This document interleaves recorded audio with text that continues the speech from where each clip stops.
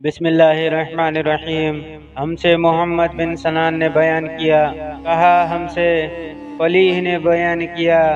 دوسری سند مجھ سے ابراہیم بن منذر نے بیان کیا، کہا مجھ سے میرے باپ فلیح نے بیان کیا، کہا ہلال بن علی نے، انہوں نے عطا بن یسار سے نقل کیا، انہوں نے ابو ہریرہ رضی اللہ عنہ سے کہ ایک بار نبی کریم صلی اللہ علیہ وآلہ وسلم لوگوں میں بیٹھے ہوئے ان سے باتیں کر رہے تھے، اتنے میں ایک دیہاتی آپ کے پاس آیا اور پوچھنے لگا کہ قیامت کب آئے گی۔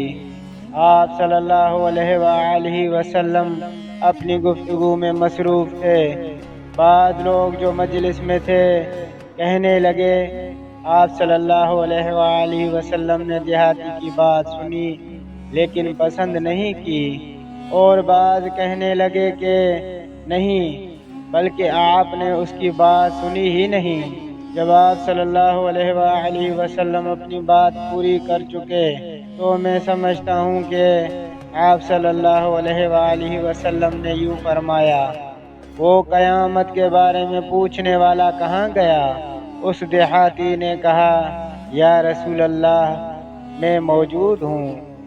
آپ صلی اللہ علیہ وآلہ وسلم نے فرمایا کہ جب امانت ایمانداری دنیا سے اٹھ جائے تو قیامت قائم ہونے کا انتظار کر۔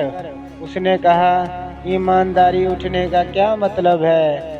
آپ صلی اللہ علیہ وآلہ وسلم نے فرمایا کہ جب حکومت کے کاروبار نالائق لوگوں کو سونپ دیے جائیں تو قیامت کا انتظار کر۔